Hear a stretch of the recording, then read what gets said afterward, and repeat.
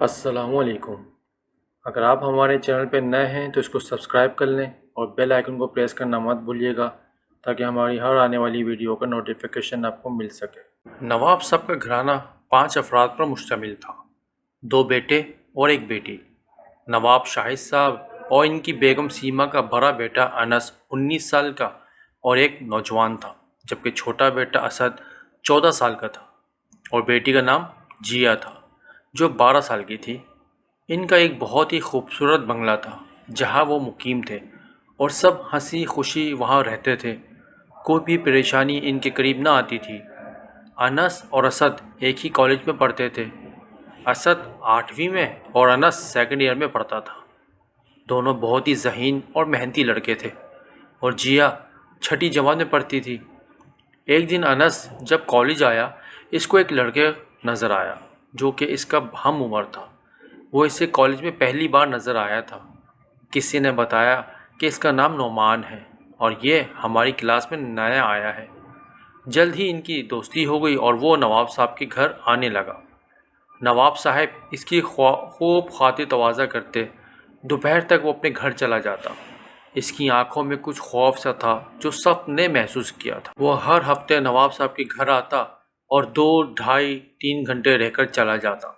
حیرت کی بات یہ تھی کہ جب بھی انس نے اس کے گھر کے بارے میں پوچھا تو اس نے ٹال دیا۔ ایک دن انس نے بہت اصرار پر اس نے اپنے گھر کا پتہ بتایا کہ میں کہاں پر رہتا ہوں اور میں اور میرے والد ہی یہاں پر رہتے ہیں۔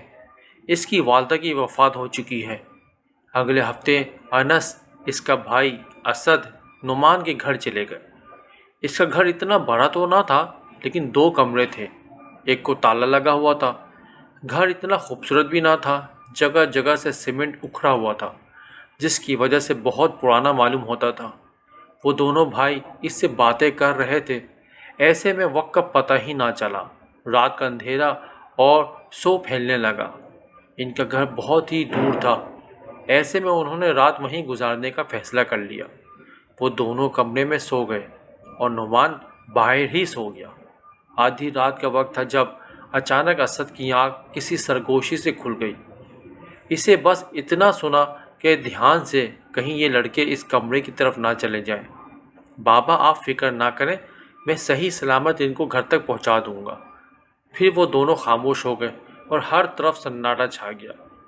یہ آوازیں نعمان اور اس کے والد کی تھی۔ اسد نے سوچا کہ ضرور اس میں کوئی راز کی بات ہے۔ اسے اپنے بھائی کو جگانا مناسب نہ سمجھا اور اس کمرے کی طرف چل دیا۔ وہ آہٹ کیے بغیر ہی کمرے کی طرف چلا گیا۔ اس نے کمرے میں کسی کو جاتے ہوئے تو نہیں دیکھا، مگر کمرے سے آواز آ رہی تھی۔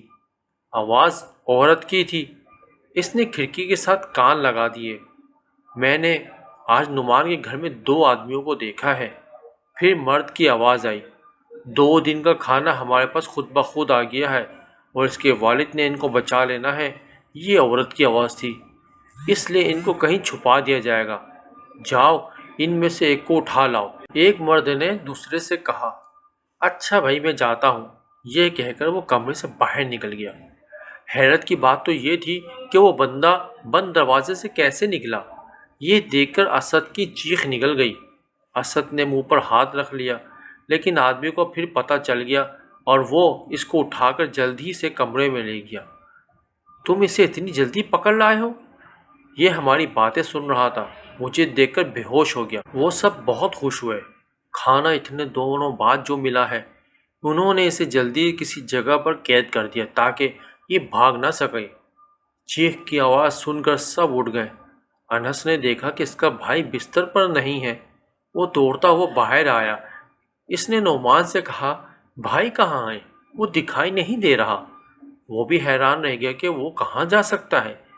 وہ تو بہت پریشان ہوئے پھر کہ اسد کہاں چلا گیا۔ انہوں نے اسے بہت تلاش کیا مگر وہ انہیں کہیں بھی نہ ملا۔ انہوں نے گھر کا ایک ایک کونا چھان مارا لیکن اس کا بھائی نہ ملا۔ اس نے اپنے باپ کو فون کر کے کہہ دیا کہ وہ 4-5 دن یہیں رہیں گے۔ ان کے باپ کو بھی معلوم ہو گیا کہ لڑکا غائب ہو گیا ہے۔ وہ بھی پریشان تھا۔ وہ سمجھ گیا تھا کہ کچھ تو ہو گیا ہے جو نہیں ہونا چاہیے تھا۔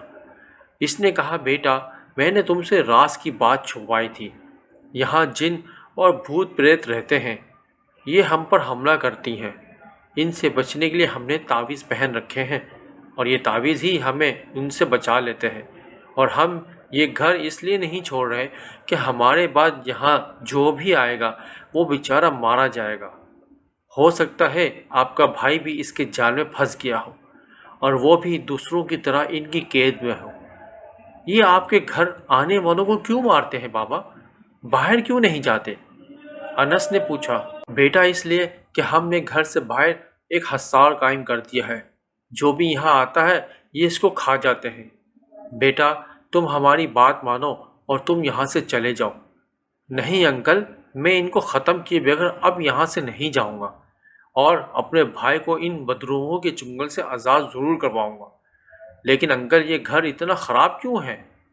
بیٹا اس کی وجہ یہ ہے کہ ہم جب بھی اس کی مرمت کرنے لگتے ہیں یہ ہمیں بہت تنگ کرتے ہیں۔ ویسے ایسا کب سے ہو رہا ہے؟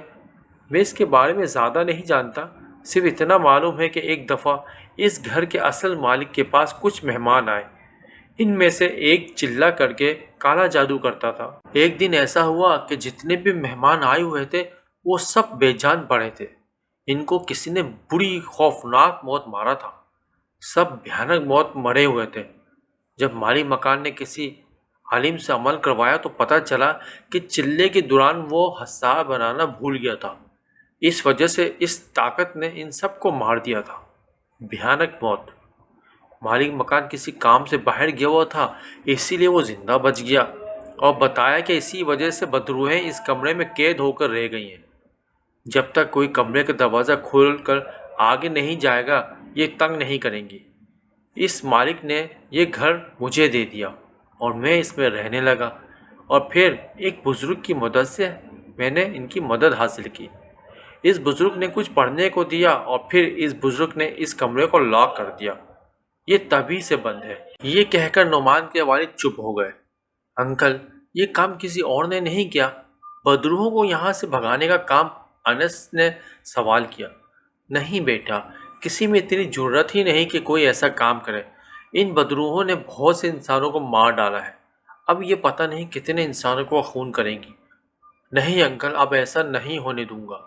میں ابھی یہ باتیں ہو ہی رہی تھی کہ اچانک کسی کی چیخنے کی آواز سنائی دی۔ وہ کمرے کی طرف جانے لگا۔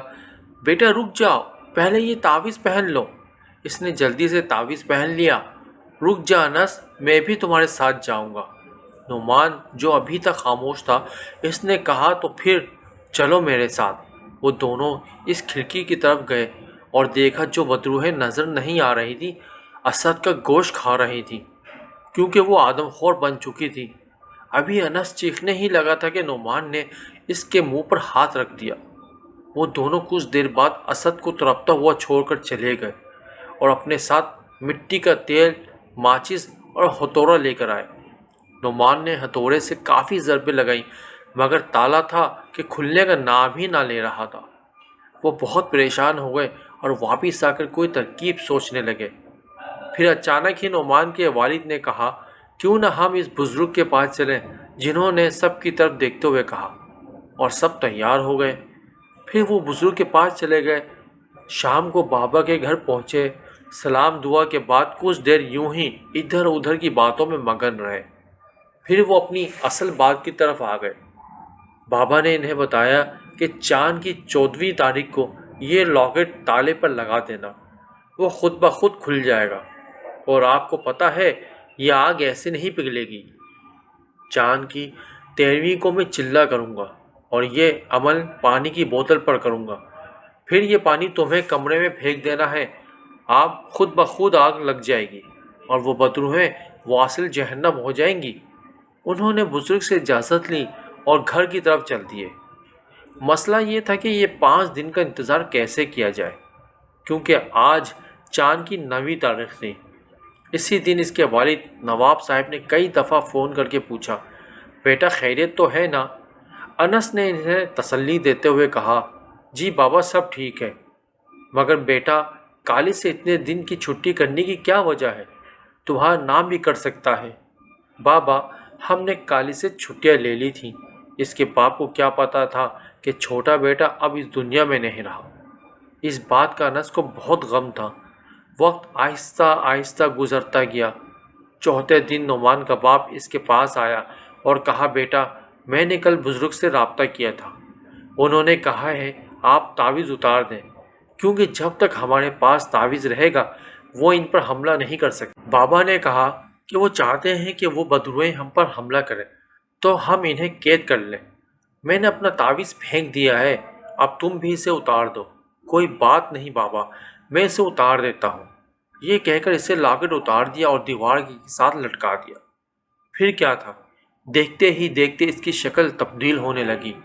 نعمان کی تو چیخ نکل گئی۔ چیخ کی آواز سن کر دونوں اسی طرف دوڑے۔ اتنے میں وہ بدروہیں نعمان کو لے کر غائب ہو چکی تھی۔ وہ دونوں اس کے پیچھے دوڑے لیکن سب بے سود تھا۔ وہ دونوں بہت غم و غصے کے عالم میں تھے کہ کب 14 تاریخ آئے اور کب ان کو جہنم رسید کرے۔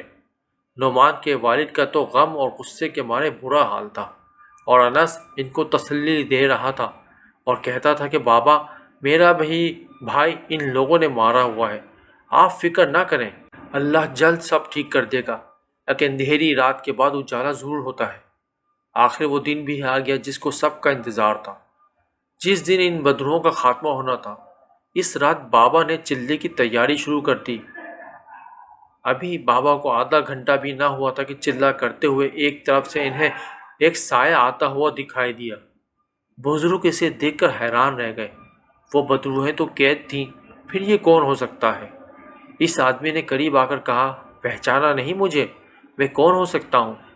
پھر وہ خود ہی بولا، اے بوڑھے تو مجھے ایسے کیوں دیکھ رہا ہے؟ پہلے کبھی چلے کی داسی نہیں دیکھے؟ ہمارے کام ہے، جو چلہ کرے اس کو کام سے روکنا۔ چل جلدی کر، یہ چلہ چھوڑ دے، میں دونوں کو مار دوں گا۔ بابا کو پتا تھا ان دونوں کے گلے میں لاکٹ ہے، وہ اس کا کچھ نہیں بگاڑ سکتا، اور بابا نے آنکھیں بند کر لیں۔ جب کچھ دیر بعد آنکھیں کھولیں تو کچھ بھی نہ تھا۔ اس طرح بابا نے چلہ مکمل کر لیا اور 14ویں تاریخ کو پانی کی بوتل دونوں کو دے دی۔ رات کو اس نے لاکٹ تالے کو لگایا تو وہ خود بخود کھل گیا۔ اس کے بعد کنڈی کھولی تو دروازہ ایک خوفناک آواز سے کھلتا چلا گیا۔ اندر ان کو کچھ دائرے سے نظر آئے جو ادھر ادھر گھوم رہے تھے۔ وہ آوازیں سن کر ان کو دیکھنے لگے۔ اب خوش ہو کر کہا، دیکھا یہ دونوں خود ہی مرنے کے لیے آ گئے، اور اب ہم ان کو ٹکا بوٹی کر ڈالیں گے۔ ہا ہا ہا ہا۔ یہ کہہ کر وہ ان کی طرف بڑھنے لگے۔ انس نے بوتل کھول کر پانی پورے کمرے میں چھڑک دیا۔